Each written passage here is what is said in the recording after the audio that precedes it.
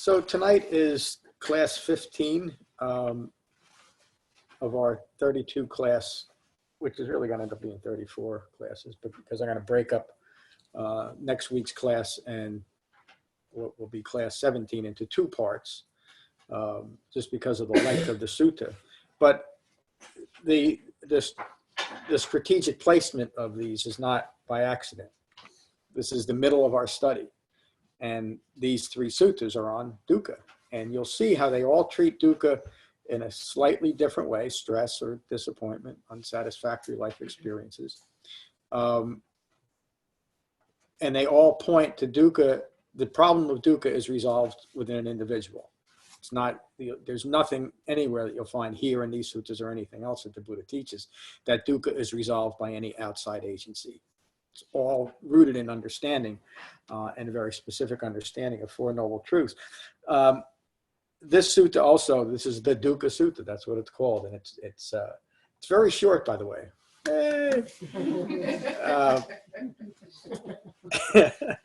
And but I can do two tonight. So,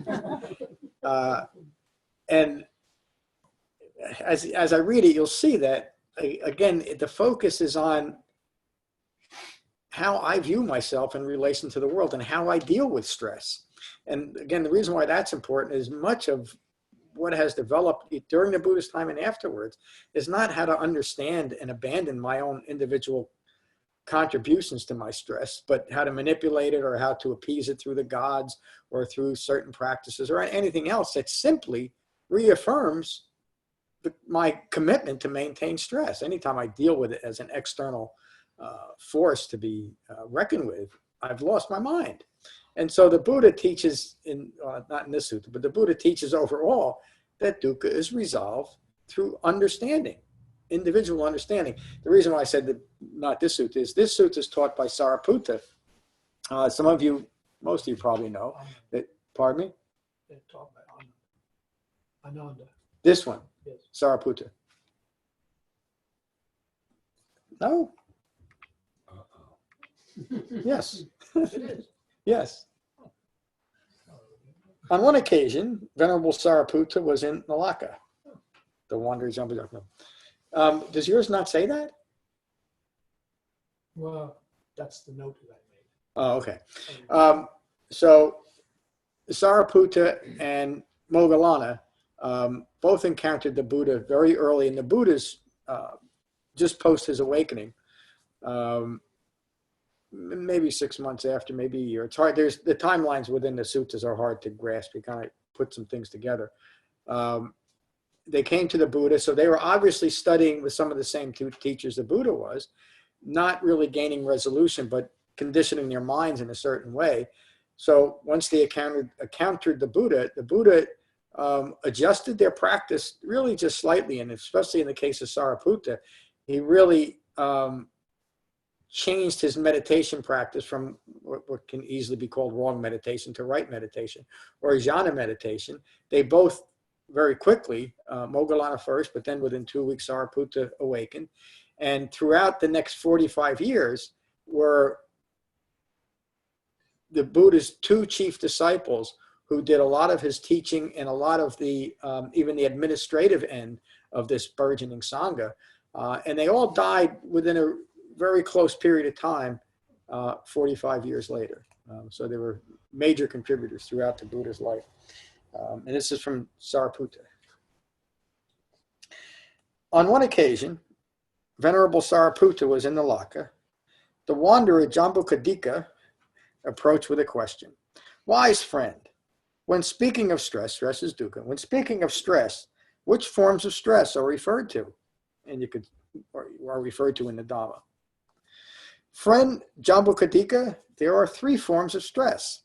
There's the stress of pain. There's the stress of fabrications, which could also be called mental stress. And there's the stress of change. Notice where all three of these aspects of stressfulness reside, not outside. These are all internal experiences, aren't they? When the Buddha describes dukkha as dukkha is birth, sickness, aging, and death, dukkha, suffering, is not getting what you want or getting what is undesired. And then he would always conclude that, there's sometimes some other qualifications there. In short, the 5 clinging aggregates are dukkha, which means describing the 5 clinging aggregates: form, feeling, perceptions, mental fabrications, and consciousness rooted in ignorance of 4 noble truths, as the ongoing personal experience of suffering. The next 2 suttas that we'll be teaching on this are called not just the Dukkha Suttas. One is the Maha Dukkha Kanda Sutta, and the other one is the Kula Dukkha Kanda Sutta, the greater and the lesser discourse on Dukkha Kanda. Kanda is a Pali/Sanskrit word, which is the equivalent of 5 clinging aggregates. Kanda or skanda literally is translated into a heap or a stump of a tree. And that was the Buddha's way of describing this heap, this mass of ignorant clinging, form, feeling, perceptions, mental fabrications, and consciousness, this heap of ignorance that contributes to suffering. And the other reference to kanda as a stump of a tree relates both to nibbana and to this is where suffering is rooted. The reference to awakening, nibbana means extinguished, as if the fires of passion have been burned out. We finally burned down this tree that was a stump in our way. There's another way of looking at it. But they all resolve in this individual experience of suffering. The stress of pain, the stress of fabrications, wrong views rooted in ignorance of 4 noble truths, and the stress of change, because we're clinging to things that we have decided are us, and we're hoping that they don't change. Because when we've created an identity over things that are impermanent and they do change, what do the literal experience is we're losing parts of ourselves. That's why it's so stressful. And we don't understand it. We can't reconcile it. And so we simply move from that stressful moment to the next stressful moment, hoping to some way figure out a way to maintain fabrications. And we spend a human life doing that. The stress of pain, the stress of fabrications, and the stress of change. These are the 3 forms of stress. Wise teacher, is there a path, a practice for the full understanding of these forms of stress? Do you think there's a path? Yes, there is a path, a practice for developing full understanding of these 3 forms of stress. The path is precisely the Noble Eightfold Path. Right view, right intention, right speech, right action, right livelihood, right effort, right mindfulness, and right meditation. And every teaching of the Dhamma, it's so important to actually hear these words. Of course, the Pali words weren't exactly the same as right, meaning right versus wrong, but you could just as easily call these skillful or unskillful, appropriate or inappropriate, but right or wrong really gets to the point, especially in the English language. There is a wrong view. There is wrong intention. There's wrong speech, there's wrong action, there's wrong livelihood. There's wrong effort. There's wrong mindfulness, and there's wrong meditation. All of this relates to modern practice, and it relates to the practice in effect during the Buddha's time. He looked at it, he experienced it, he developed all these different practices and realized that they were all aspects of the wrong side of the Eightfold Path. Upon his awakening, he understood that in order for human beings to awaken, they had to have a right path. Not simply any path, not simply an agreeable path, or not simply a path that millions of people might be doing that sounds good. We needed a right path, and that's an Eightfold Path. There's nothing, the reason why I'm kind of overemphasizing, I don't think I'm overemphasizing, I'm emphasizing it, is the path itself. If we're going to actually be practicing what an awakened human being taught, it makes sense that we would practice and develop the path that he taught. We'd follow his yellow brick road rather than someone else's. It simply makes sense, doesn't it? But it's such an important point that during the entire lifetime of the Buddha's dispensation and those that were his disciples, they kept coming back to making this point. This is the path, and it's nothing else. And if you've been coming here for more than 2 weeks, you realize that I make the same emphasis, and this is where I got it from. And I learned it from engaging directly in the Eightfold Path and watching the incredible benefit from doing so. And me in the beginning, I was just like everyone else. I was still clinging to my conditioned views, hoping to continue to mix some of the things that I thought were useful or that some of my associates were doing. And even there's a little bit of guilt in recognizing that what I realize is not what my friend is doing. All of that takes some courage too, doesn't it? But it also takes right effort. It takes the willingness to recognize that this is what an awakened human being taught and actually practice it if I want to develop those benefits. Sariputta continues. This, friend Jambukhadika, is the path, the practice for developing the full understanding of these three forms of stress. This path is an auspicious path. Those that have been on retreat know I always work in the Bhattacharya Sutta, because anytime we're practicing the Dhamma, anytime, not just here, when we go to sit on our cushions at home, we're developing an auspicious day, an auspicious practice for ourselves. When we catch ourselves out into the world and we find our mind might be reacting a little bit, and we take a moment, we practice restraint. We realize this is not me, this is not mine, this is not what I am. We're developing that auspicious moment within ourselves. It's up to us. This is the path, the practice for developing the full understanding of these three forms of stress. This path is an auspicious path, an auspicious practice for the full understanding and abandonment of reacting to these three forms of stress and the development of moment-by-moment mindfulness. My commentary.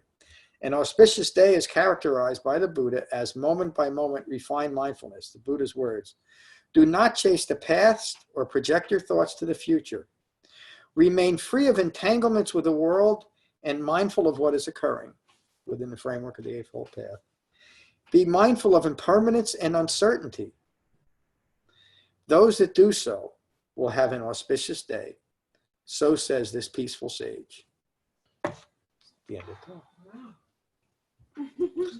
Was that a wow? Like, wow, that really was over quick?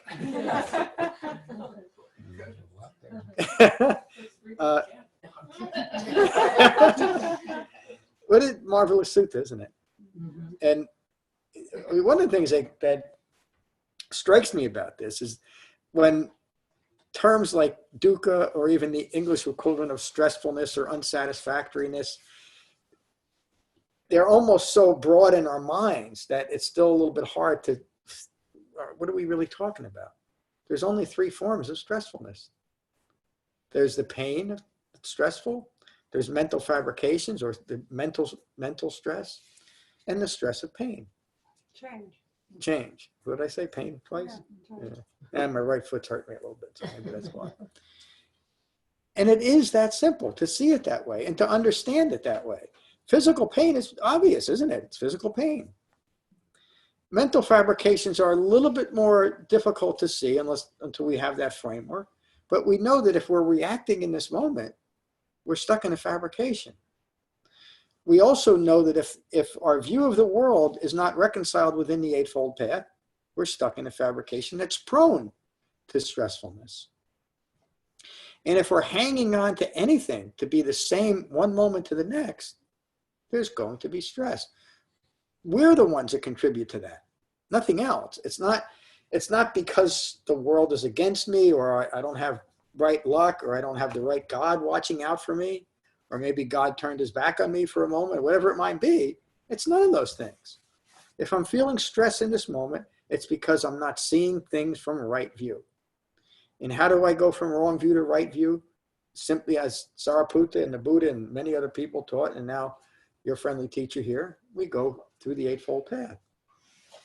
And it's just that simple. So that's my conclusion to that. Let's start with Jane, because Jane was here first. Jane, how are you tonight? I'm fine. How are you? I'm good. Thanks for asking. What do you think of tonight's sutta? It was right to the point. It does. I'm glad you joined us. Thank you. Maura, how are you tonight? I am well, thank you. Good. Can you hear me? I can. I don't have much to add. it wasn't tonight, but it was a couple weeks ago on that sutta that it finally struck me where it says, but there's always different translations, but at the end where it says, like, you know, we do not cling to the future, we do not cling to the past, da, da, da, da. But this whole thing of, you know, we watch carefully impermanence and maybe he said unsatisfactoriness, but that, like, when one sets with right view, mindfulness on those characteristics, peace and tranquility are there, right? If we're looking at that, so we're not. So anyway, one of my recent, really, I don't have a good word for it, but just something that just struck at a deeper level and has been very fruitful. Good. Thank you, Maura. We've kind of been talking about that. You hear this over and over again, and it starts fitting, and it reaches us at a much deeper level. That's the Dhamma. Glad you were able to join tonight. Thank Good you. evening. Good evening. Just before class, I was saying to John that I realized that through the impermanence of our thoughts and who we think we are, when we really analyze them, they're changing all the time. Through impermanence, and it's God bless impermanence that we can change anything. Yeah. Did everybody hear that? And Oh, yeah, if it wasn't for impermanence isn't the what's the word, bogeyman. Impermanence is just impermanence, and if it wasn't for impermanence, there'd be no Dhamma. We couldn't change. And you see through the progress you've made through the Dhamma that you begin to believe in your own anatta thoughts less and less. Yeah. By doing that, you can easier and easier, because you just don't believe in them like you used to see the other side of it. Yeah. I'm listening to you. That was it, really. Just, and again, it's round and round we go all the time, you know, in your mental thinking, trying to watch your anatta thoughts and dismiss them when they're appropriate. As I say, it's around and round, merry-go-round all the time, but it works. You know, you can, when you look back at how my mind was sort of years and years ago, golly gosh, I wouldn't like to go back there, you know. Me either. Would anybody? Yeah. So that was it, really. So anyway, just saying about today's teaching.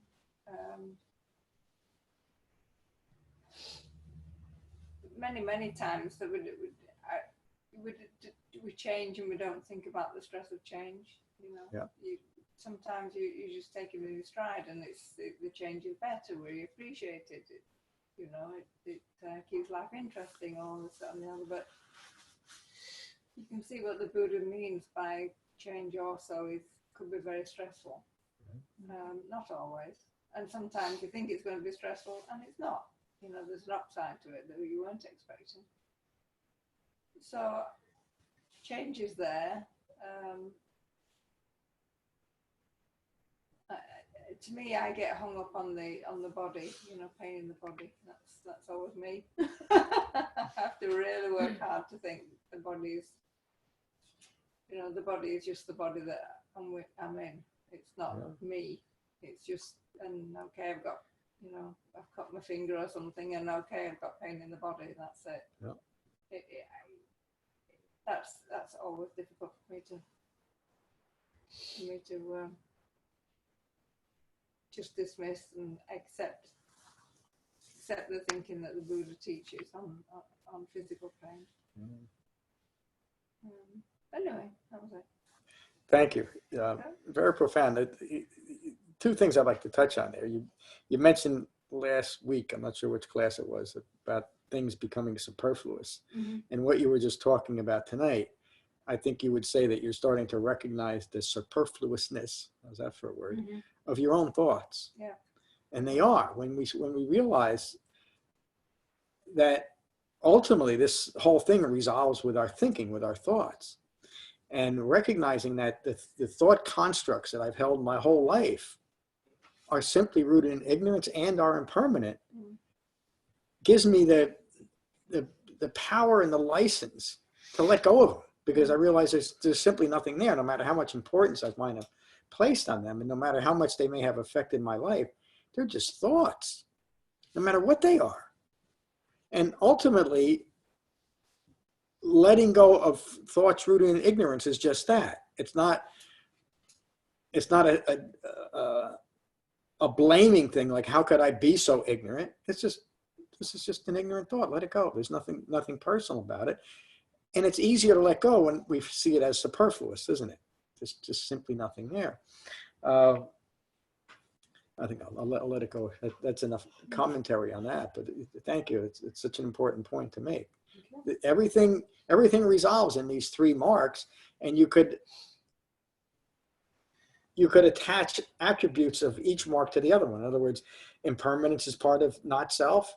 Not self is part of impermanence. They're all part of this thing called dukkha. They're all part of the five clinging aggregates, because those things are intertwined intellectually to recognize this is where these ignorant views have, these are the constructs of my ignorant views. Let them go. Thank you. Good evening, Tim. Good evening. I've read the Sutta many times, and it's short, but I'm right with Lorna on this. It's when I look at the five clinging aggregates, and I look at do the study of dukkha and everything, it's the physical pain that's the one that is hard to reconcile, because it's almost evolutionary. You know, we're meant to feel pain for a reason, and so when there's chronic pain, it's like you have to. It's always, and so with the other types of dukkha that are after, they can be like that, but they're not. There's no evolutionary benefit for them. Okay. Again, I'm just free-forming here, but the reconciliation of the physical pain, recognizing that this is what you just said. I won't even say it again because it was perfect. It's hard. It takes a lot of practice, and I'm still working on it, because you know, it affects your ego. You know, I'm 53. What's going? Why me? And then you catch yourself. Wait a minute. This is just how it is. There may have been a reason it happened, but it happened. So it's now that you have to.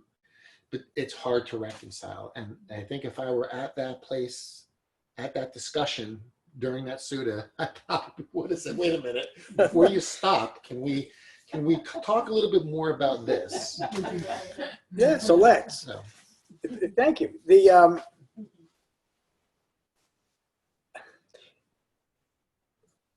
pain in the body is useful, but when we personalize it, it's not. It compounds the pain. It's a lot to suttas. It's great on teaching that.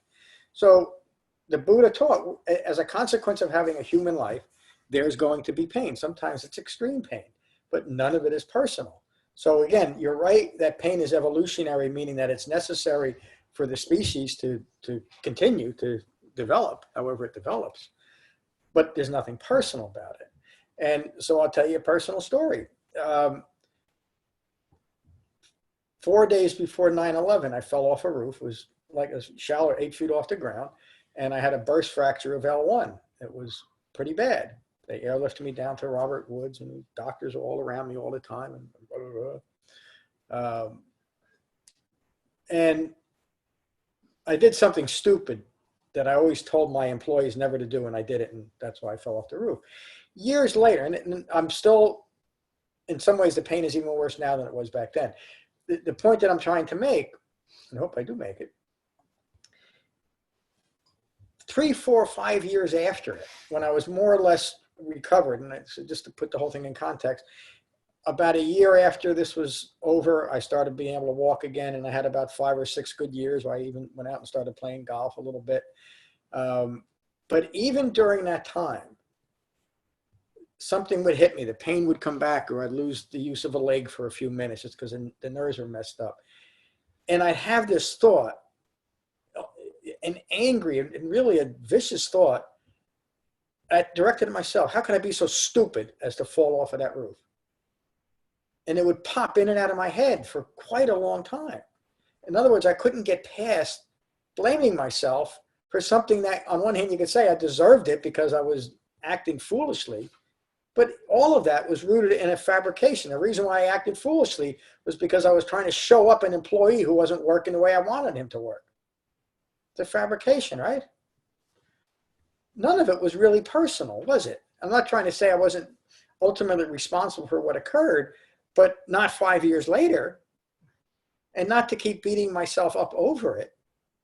And again, as I applied what I understood about the Dhamma and let those thoughts go as they came up, eventually the thought that how could I be so stupid as to do what I did and fall off a roof and break my back became superfluous to me. It simply had no value anymore. I trained myself through the Dhamma to not react to that vicious and really a self-hateful thought. And guess what? I haven't had that thought. And the pain is still here. I still having the benefits, the ramifications of that. But I don't blame myself for it. It's just something that occurred in my life. Like things that happen to everybody. Nobody gets through this human life unscathed, physically or mentally. It's just, maybe there are some people, but I haven't met anybody. It's just the way it is. Why take it personally? But while I was compounding the initial pain. Now it's just an old body with pain. I'll get to you in a second, Mike. I was just going to say, as soon as you say, why is this happening to me? You're reaching for that second arrow, you're loading your bow. And yep, and that's just what I was doing. yeah. That's such a perfect sutta, isn't it? Because it's just what I was doing. For years and years and years, I kept shooting myself for what happened. Thank you. Thank you, Helen. Michael. I'm sure you didn't plan on falling off that roof. No. No matter what transpired in relation to your coworker, things happen all the time. Yep. They happen moment by moment. Moment by moment, our reality changes. Yes? Oh, yeah. Yeah. Sometimes good, sometimes bad. As you fell off that roof and lay crumpled on the ground 8 feet below, and you suffered for an extended period of time, your reality was changing rapidly in a negative manner. Oh, yeah. Yeah.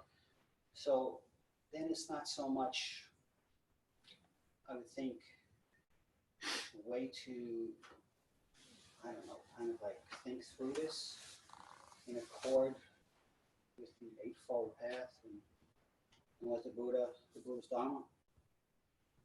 I would think then that it's like all of us have an ever-changing reality each and every moment. So again, that is your reality at that moment. Mm-hmm.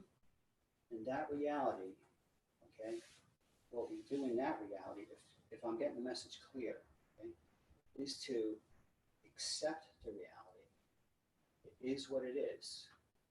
And formulate and deal with it as it lays out before us each and every moment from the point of when this thing occurred and bring us into a new reality. Thank you. Yes, but the only I don't want to call it an argument, but I will just kind of like looking for another word. The only argument I have is talking about different realities. It's all one unfolding experience of a human life. Yes. It's all one reality. Yes. It's how I react to it in the moment that is significant. But I can't expect to be falling off a roof and immediately have a full-blown Dhamma practice integrated in my life simply because I'm falling off a roof. You understand the point I'm making? I felt like I'd hurt, I reacted with the quality of mind that I had at that time. Now I'd like to think that I wouldn't have gone to all the self-blame and all the what ifs. Another aspect that was there for many years when I would remember what happened and be in pain and, or, you know, some other limitation because of it, I'd have this thought was how much different my life would be if that didn't happen. And that was another long-standing pernicious thought that was just lodged in my thinking. If only this didn't happen. What a ridiculous thought to have, isn't it? But I had it. It was rooted in fabrication. It was rooted, I mean, that's the essence of I-making, isn't it? Wanting something to be different than it was, wanting myself to be different, wanting my life to be different than it was in that moment. And so coming to the reconciliation of the whole incident, that's the right word, didn't change what happened, and it didn't miraculously heal my back or anything like that. I just no longer struggle with what happened. Michael. Just furthermore, so I can get a, you know, this, a little bit hard. So then, God forbid, you ever go up on a roof again. I did, by the way. Which is probably the advice thing, right? But if this, and what you are saying, if it did happen today, knowing what you do now and is evolved as you are, as integrated with the Eightfold Path as you are now, then you would actually have a different perspective on the situation as when you had it back in the past. Would you say? I would speculate that yes, it would be different. But I don't want to find out. But yes, I would. I mean, there's other situations have happened over the years that I notice that I'm not reacting to them. I'm not taking things. Honestly, I can't think of much that I take personally anymore, and that's such a wonderful thing. You know, people wonder how can you live in the world, but I live better now than I ever had in my life, and that's not because I got a lot of things or a lot of friends or anything. It's simply because because nothing's personal. The only thing that's personal in my life is my dog, but that's the way it's supposed to be. That's the ninth noble. At this point, anyway, when you see yourself doing something stupid, A lot more. the reaction is just, well, that was not very smart. Let's not do that again. Yeah. Well, I mean, I certainly learned from it. But I mean, I hope I wasn't too dramatic about that. The point is that we by taking things personal, as Helen pointed out, we're just sticking the second arrow in, but continually. And we can carry it on for the rest of our lives. I could still be beating myself up or wishing that it didn't happen and how much better my life would be. And what good is it? I mean, what good is it to even think that way? It's harmful. I've lost my mind I mean, this is a true essence of mindfulness and mindlessness. Any type of speculative thinking like that, or to think that I should establish myself in emptiness or nothingness or anything else of the other nonsense that people talk about, is pure speculation. I've lost my mind. And, you know, we can do that 1,000 times a day. As human beings, we can still come back into reality and develop true mindfulness, what's really occurring. Maura had a question or a comment. I just maybe two things. One, just on what you're saying about not taking it personally or something like this. That I mean, that's just classic of this is not me, this is not my, not self. So whatever, even the thoughts that come up around, my life would be better. This is not me. This is not self. This is dukkha. Right? It's just a conditioned way of seeing the world as well.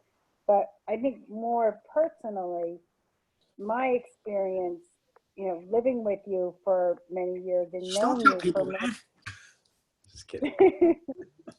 Maura and I lived together for about, what is it, 62 years?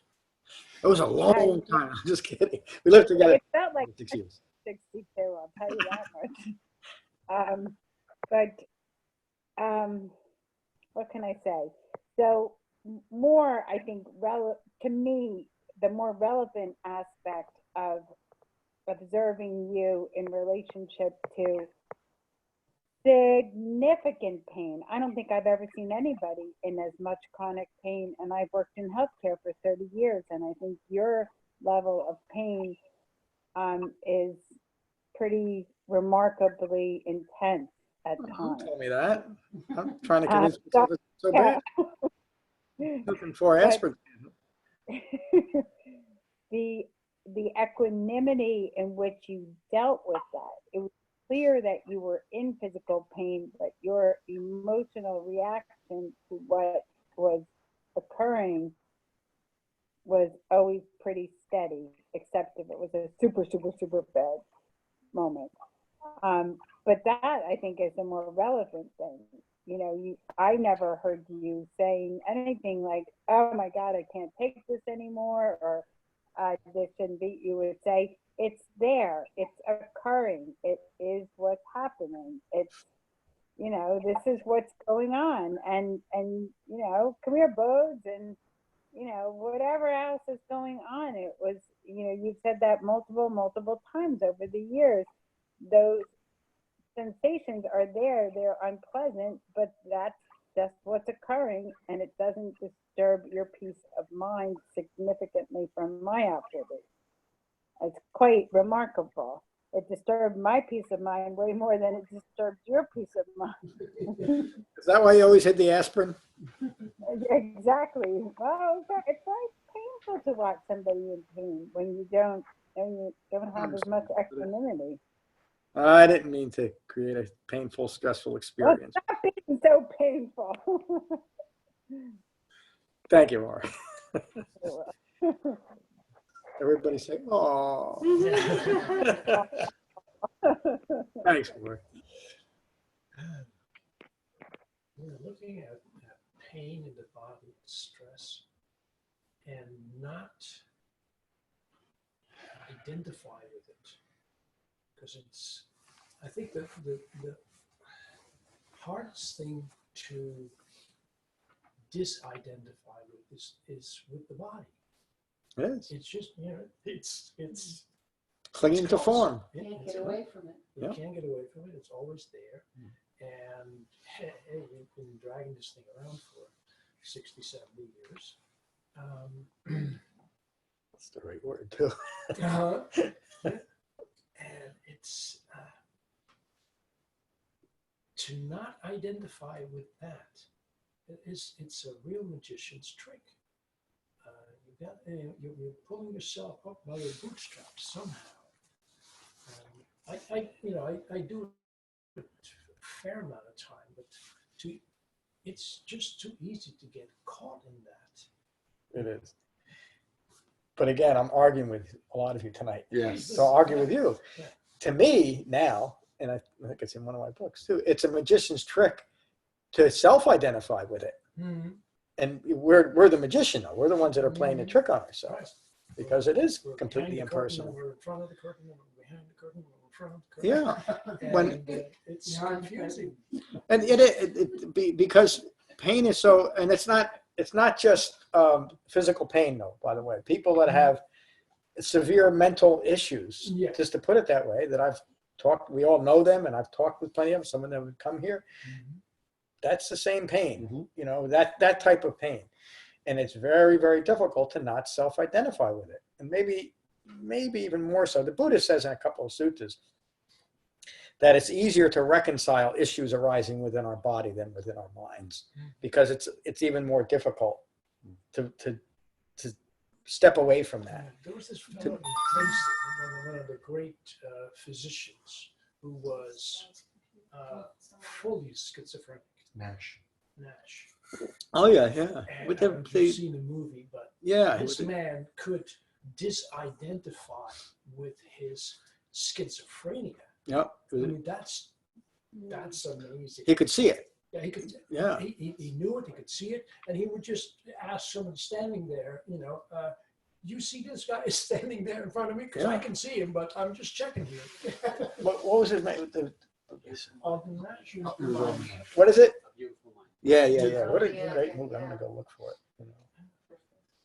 And it's we can see ourselves in that same way, and we don't have to be schizophrenic, but it is just our fabrications are almost a schizophrenic view. Mhm. Yeah. And then you could almost qualify it as saying, yes, it is schizophrenic because we believe it. We take it personal. But now, having some time to work through this, and it took me, concerted Dhamma practice. Now when pain arises, it is an impersonal experience. And I won't say that it's interesting or fun or anything like that.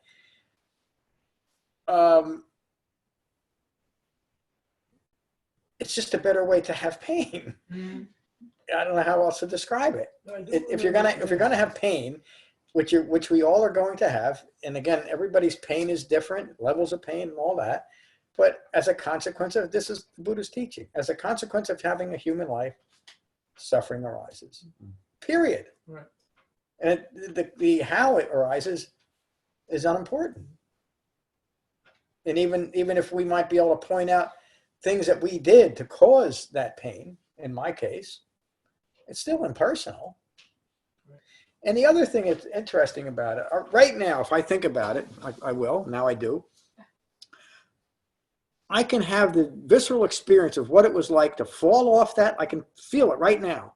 What it was like, the 2.5 hours it took to land on a concrete pad 8 feet down, and I can feel the experience. I had a burst fracture of L1, and I could feel the burst, the explosion throughout my whole body.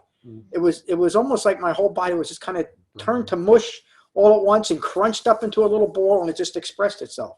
I don't know how else to describe it. I can still feel that, but it's not real.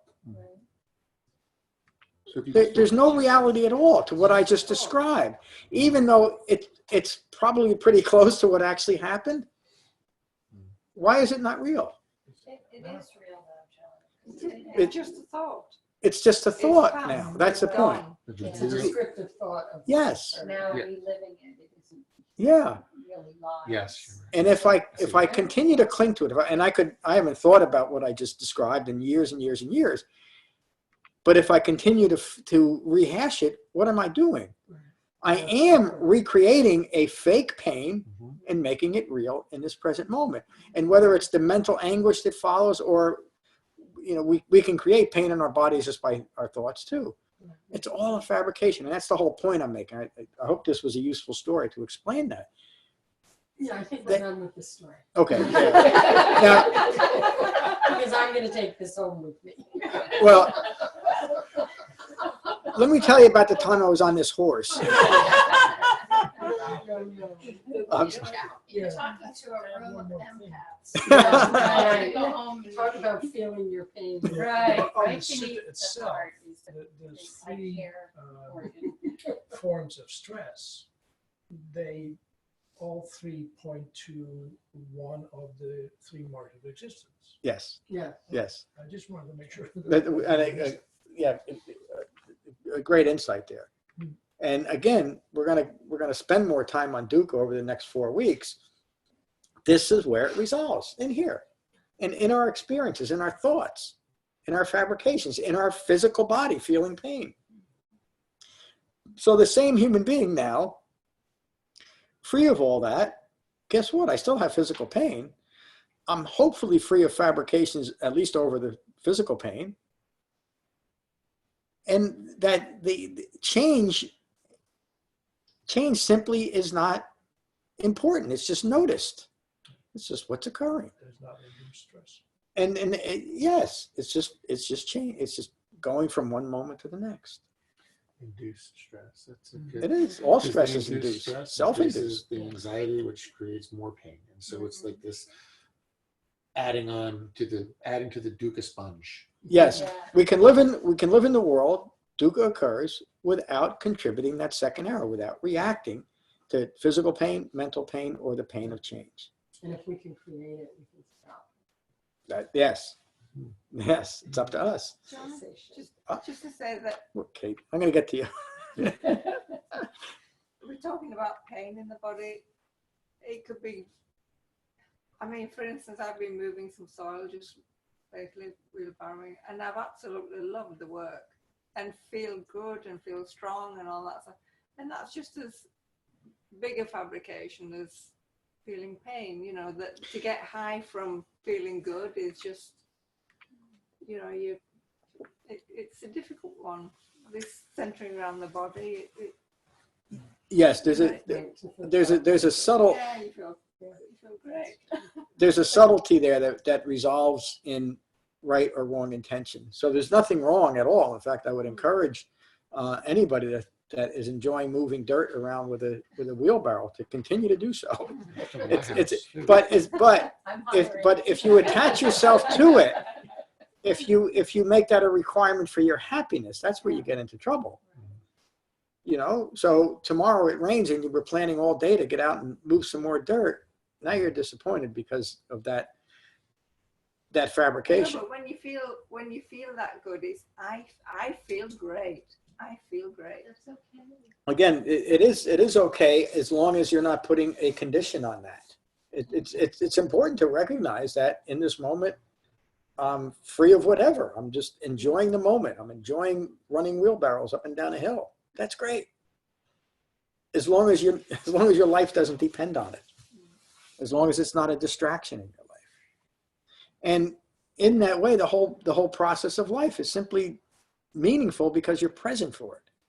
But therefore, I don't see the distinction of pain and pleasure. Having pleasure in your body when you feel great, and you have a pleasure. Why is that not a fabrication and feeling pain from a cut?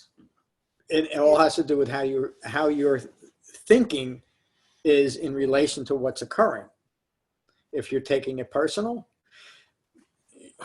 I think the difficulty is having an experience of enjoyment and wondering or alluding to the fact that this must be I making when it's simply enjoying what's occurring. It doesn't take an ego personality to notice in this moment something pleasurable is occurring, and there's nothing wrong or contradictory to that. It's simply being present. Just like there's nothing wrong with feeling sadness when you hear a loved one died. You would be literally mentally ill if you were joyful over it. It's appropriate to feel sadness. The Buddha taught in the Dukkha Sutta that we think what we want to think when we want to think it, when it's appropriate. So if I'm enjoying running wheelbarrows of dirt around, notice that you're enjoying it. There's no I making in that. But if you need to continue to do it, or if somebody takes your wheelbarrow and runs away and you're disappointed, there's your I making. I got kind of silly examples, but there's a difference. It's very subtle, Lorna, but the Buddha is not teaching that we shouldn't never enjoy ourselves, or we should never have a negative, so-called negative emotion. He simply teaches us to not create false identities over them and not cling those identities to certain situations. Like I can't live without my wheelbarrow. Yeah, and if you would push it on a day beyond what is actually good for your body, you'll find out where the fabrication is. That's right. It's a good point, though, because you enjoy it so much. Let me keep doing it, and you end up hurting yourself over it. That's a practical example of I making contributing to stress and suffering. I love splitting firewood, but I know now that if I go beyond a quarter cord at a time, I'm going to hurt myself. Yeah, Stop doing it. I like a good glass of vodka. In fact, I like a bad glass of vodka. But because it makes me feel good, and my mind is rooted in ignorance of the actual occurrence of what happens when you have 40 glasses of bad vodka, there's the problem. But we do this with everything. Again, I use that because it's a personal example, but it's a good example of what we do with compulsive thoughts. We simply want more of it. So someone who has lost their mind might decide that wheelbarrow felt so good, let me do it. Let me see if I can do it for 48 hours straight, and you break up your body over it. So I would say if you enjoy doing it, do it. I got a couple of piles of dirt over my I said, I'm not pushing any Project. Wait, wheelbarrows What's the anymore. project? Pardon me? I'm not pushing any more wheelbarrows. Wait a minute. Yeah. Kate have something. Yeah. Jeez. Good evening, Kate. Hi. I think one of the things that I've noticed come out of practicing this for a number of months now is that I do have more awareness of my thinking and more insight into it. But I do think that there's like a hump I can't get over, where I'm still reacting to things and I'm still stuck in things. And like I almost look at this as like a complete retraining of my mind. It is. It is correcting Yeah, like a lot of your thinking. it is. Yeah. And I find it to be constant that I have to do that. And so I'm just, like I said, there's just like a hump I can't get over. I still am letting myself become completely wrapped up in, like I can see it. I know I'm doing it. I know I'm fabricating something. I know I'm making something more personal than it needs to be, but how can you not make it personal? Like that's still how I see everything, is like being personal. I don't know. I'm not sure. It's such a great question, Kate, because we've all gone through that. It's just part of Dhamma practice. There's a gentleman named Anthony DeMello, who is I think he was a Franciscan monk, and he wrote a couple of pretty good books. One was, and I still remember this book, name of the book was Awareness. And I remember a line in there. He says, awareness isn't changed, but it gives us the power to change. And what you're describing is the development of an inner awareness of what needs to change. And even though right now it feels like a hump that you can't get over right now, the hump itself is a fabrication. There's no substance to it except the substance that you're giving it. And again, we've all done this. This isn't something that is peculiar to your Dhamma practice. And the simple answer, the simple solution is if you continue, but that's not a very satisfying answer. I would point out that you are at the nexus of the Dhamma. Lorna explained it in slightly different words, but it's recognizing first that there's something wrong thinking, right thinking. There's something wrong in my thinking. And I need to recognize that pattern of thoughts and simply abandon them because they no longer work. How do we do it? How do we get past that hump? Just as you're doing it, because you're describing developing the Dhamma at the point of contact, where your thoughts are coming in contact with whatever the object of your fabrication is, and whether it's yourself or it's the world around you. Does that make sense? Yeah, but like what's the actual thing you do to abandon those thoughts? Oh, when you find yourself caught up in that, the simple and direct way at that moment is to just remind yourself, take a breath, wait a minute, this is not me, this is not what I am. And that you're not doing that on faith, because you're doing it on a developed understanding of what reality is and what it isn't. And so that hump you're describing, again, is simply another fabrication. It's an aspect of your conditioned thinking to be recognized and abandoned. Where else could it be? You think about it that way. It's in your mind. And it doesn't mean that the world we live in contributes greatly to our conditioned thinking. It's not just us. We can't help but live in the world, just like the Buddha went through the same thing, his conditioning. So you're going through this period of undoing where you're recognizing your own conditioned thinking. And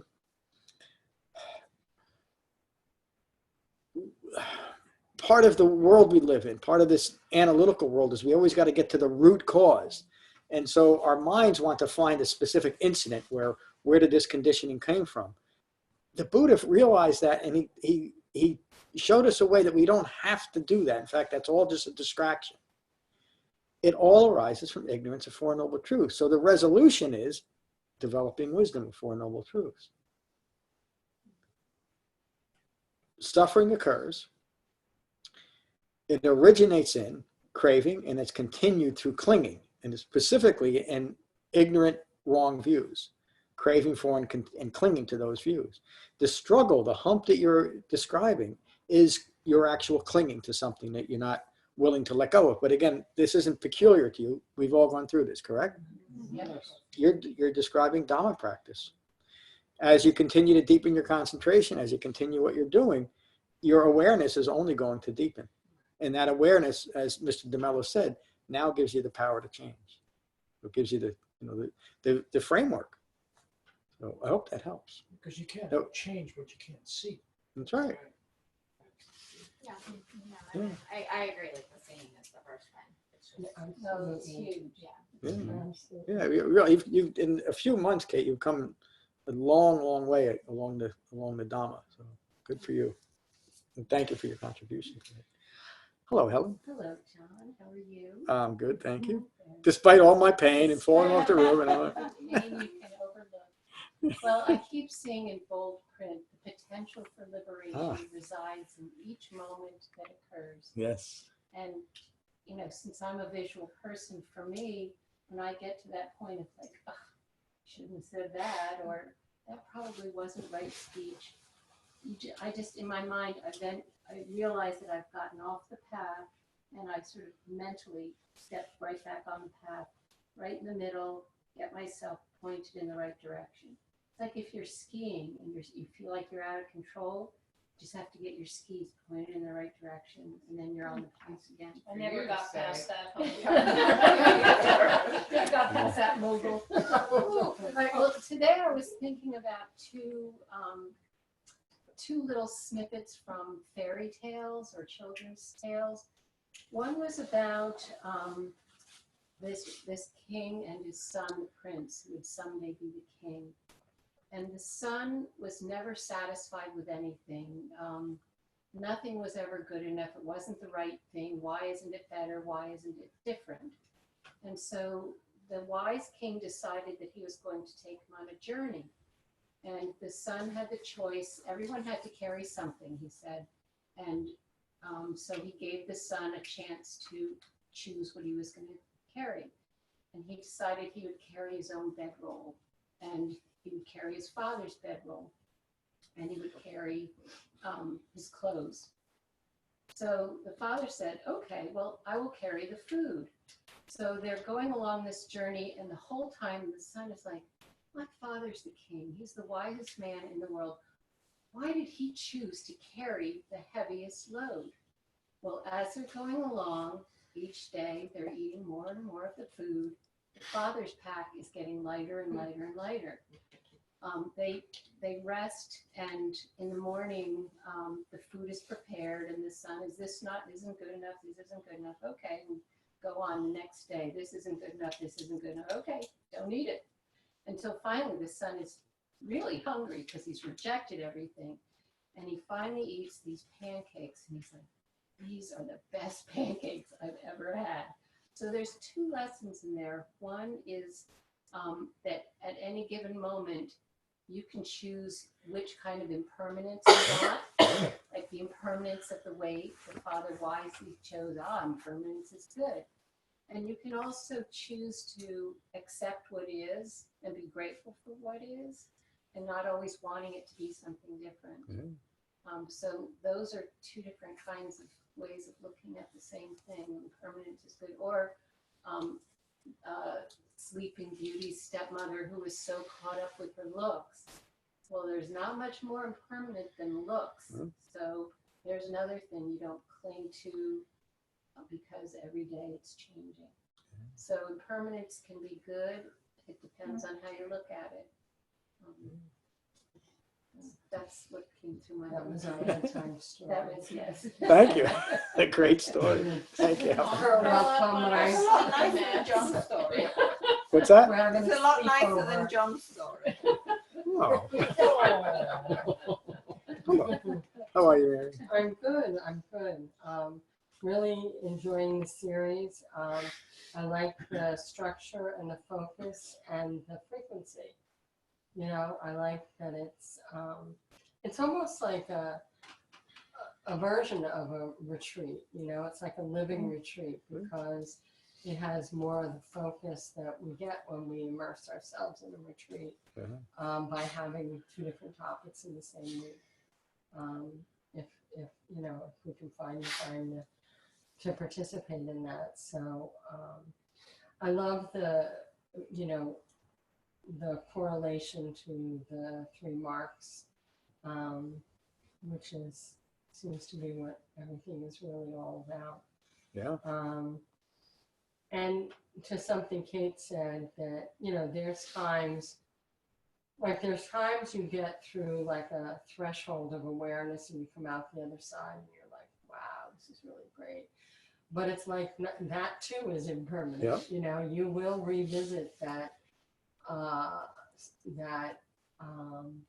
that challenge or that stuckness or whatever, because something, you know, I find that I might go on for a very long period of time where things have been even and good, and then something happens that triggers something that you haven't addressed yet. Yeah. And it needs to be addressed. And it's not that you're stepping backwards.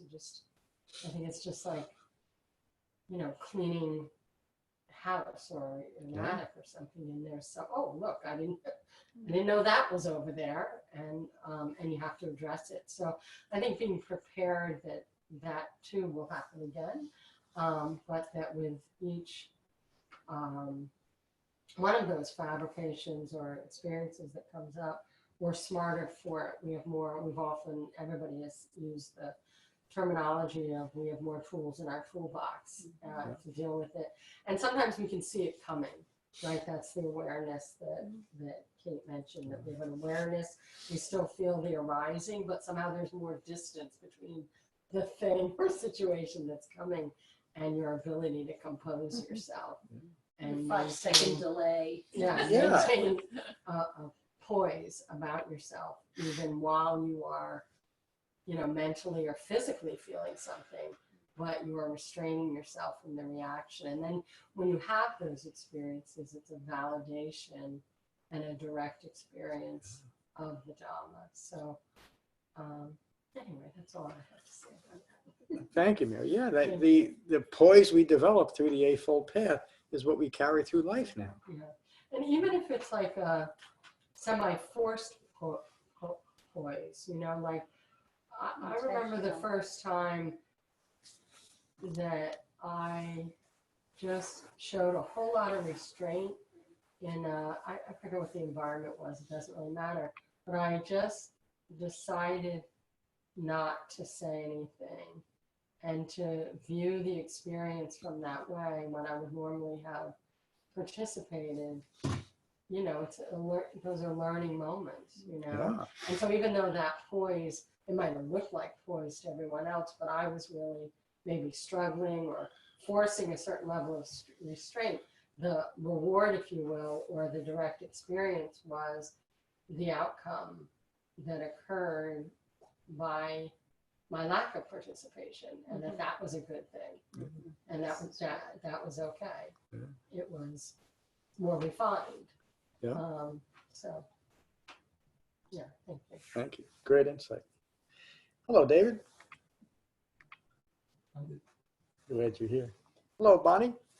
Oh, John, thank you for tonight's teaching. Glad you're here. Hello, Liz. Hello, John. How are you? I'm good, thank you. That's good. I think one thing that helps me is when these issues come up, I ask myself, what's the condition of my mind? And that sometimes provokes different reactions depending on where my state of mind is.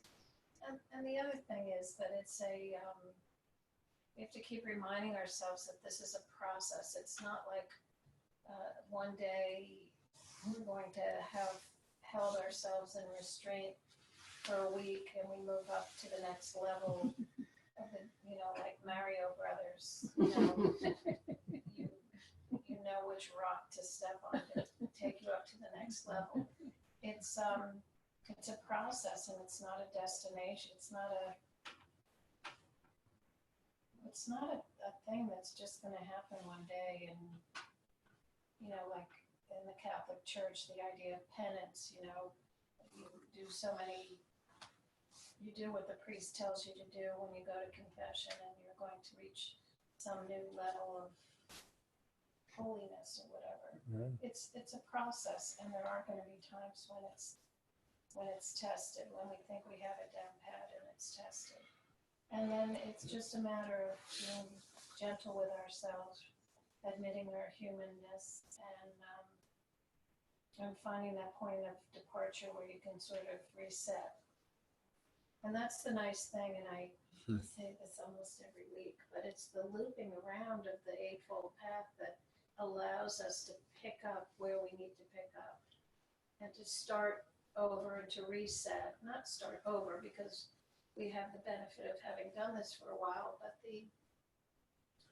the idea that you can pick it up and reset where you are and give yourself forgiveness for having overlooked whatever mistake you decided to make that day by saying the wrong thing or acting the wrong way. Yeah. And that's what's really so great about this is the idea that you can just be kind to yourself and you have the knowledge now and you know where to restart, where to pick up where you left off. And not get hung up on, the fact that you've tripped or something has happened. So it's simple, but it's not easy. Yeah. Thank you, Liz. You're describing the radical acceptance that the Buddha's teaching. You remind me of, I had a great friend of mine, his name was Robert Wolff, and he wrote this great book called What It Is to Be Human. It doesn't have a lot to do with Buddhism, but the title reflects what we're doing. We're learning what it's like to be a human being, period. But it's a pretty big period. Maybe it should be an exclamation point. This is what, as far as we are concerned anyway, as Dhamma practitioners, this is our life. This is what our human life is. And ours is devoted towards awakening. And along the way, we get to have some incredible experience of elation and pain and doubt and joy, little bits of understanding along the way, sometimes great understandings. This is what it is to be human. Russ, good to see you tonight. Be here. I don't have much to say because Helen took my story You are adorable. That is a good one. You got to start practicing restraint by what you're telling Helen. That is funny. Very good, Russ. I'm good. End on a high note. Thank you, Russ. Michael, good to see you. Thank you, John. I got a lot of clarity tonight just by being here and listening to everyone. Yeah. When Laura was speaking there and in relation to your incident, okay, that you had some time ago, I think that really kind of sums up a lot, okay? It's not me, it's not mine, it's not who I am. Pain and suffering, the pain is there, but it's not who we are. And I just thought that was a good way of making me understand it better, actually. Good. Yeah, that's the Dhamma. Thank you, Michael. Julia, good to see you tonight. Good to see you too, John. Thank you for everything. And I want to tell everybody good night. I just figured I might as well say that. So I'm at the end of the line here. Yeah, thank you, John. Thank you, Julia. Thank you all for being such a happy sangha. I mean, it is. I was talking to someone. This is, life is absurd. And applying the Dhamma to it really shines the light on the absurdity of life. But this is what it is to be human. John, just one more thing, for emphasis is, and I think we say this all the time, but I mean, it can be hard to maintain a practice, right? To have the diligence and the rigor to maintain it twice a day, every day, and not let anything else interfere. But it absolutely is critical to the expansion of your concentration.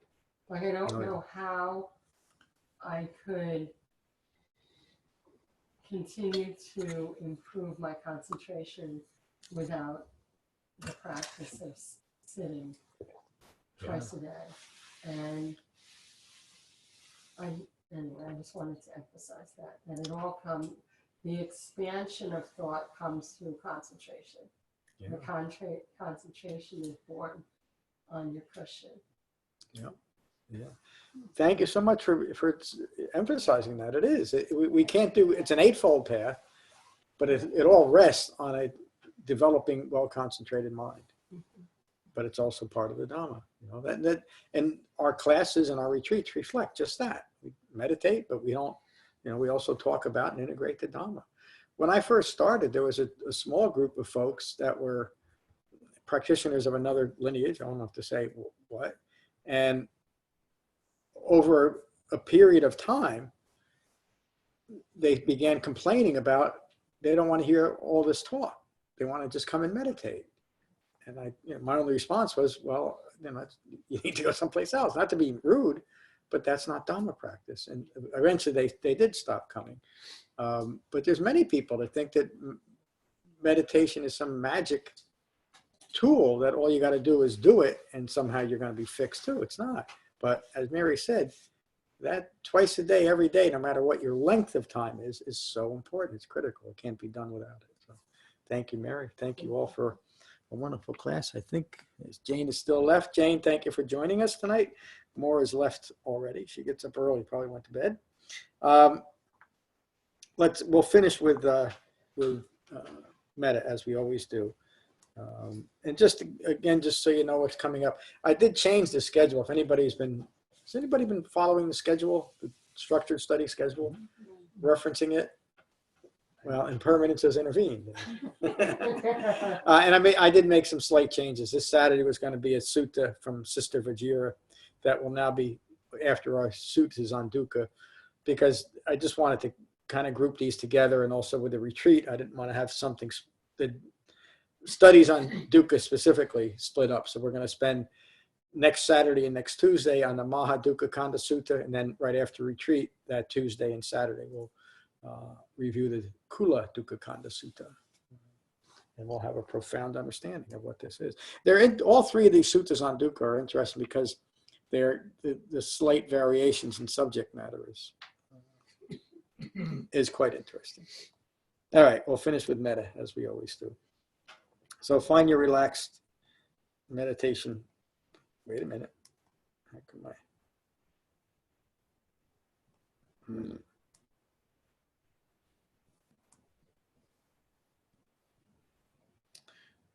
I should have the words to metta, but I don't memorize. So hold on. Let me try something.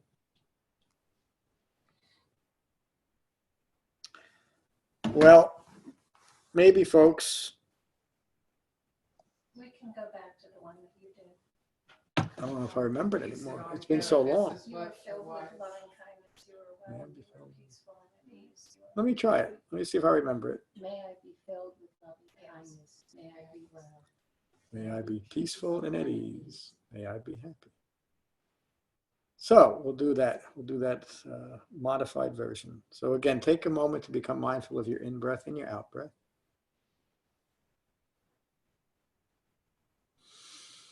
And may I be filled with loving kindness. May I be well. May I be peaceful and at ease. May I be happy. May I be filled with loving kindness. May I be well. May I be peaceful and at ease. May I be happy. May I be filled with loving kindness. May I be well. May I be peaceful and at ease. And may I be happy. And now bring to mind those you care deeply for, and generating those same feelings of loving kindness. May they be filled with loving kindness. May they be well. May they be peaceful and at ease. May they be happy. May they be filled with loving kindness. May they be well. May they be peaceful and at ease. May they be happy. May they be filled with loving kindness. May they be well. May they be peaceful and at ease, and may they be happy. And now bring to mind those you may be in conflict with, difficult relationships. May they be filled with loving kindness. May they be well. May they be peaceful and at ease. May they be happy. May they be filled with love and kindness. May they be well. May they be peaceful and at ease. May they be happy. May they be filled with love and kindness. May they be well. May they be peaceful and at ease. And may they be happy. And now bring to mind each other in this room this evening. And extend your awareness outside of this room into our community, across our planet, across all creation, and holding in mind those same feelings of love and compassion for all sentient beings. May they be filled with love and kindness. May they be well. May they be peaceful and at ease. May they be happy. May they be filled with love and kindness. May they be well. May they be peaceful and at ease. May they be happy. May they be filled with love and kindness. May they be well. May they be peaceful and at ease. May they be happy. Thank you all for a wonderful class tonight. Peace. I guess we'll come to this concentration. I remembered how to do that. Take care, Jane. Here, John.